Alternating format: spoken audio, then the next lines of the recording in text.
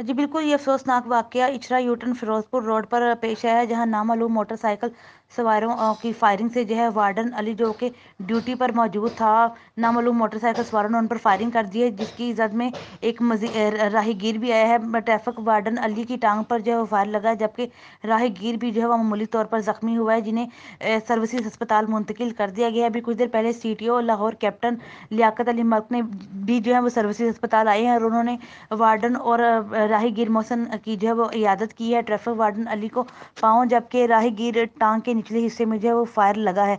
Traffic warden Ali और राहगीर मोहसिन की हालत जो है वो अब खतरे से बिल्कुल बाहर है।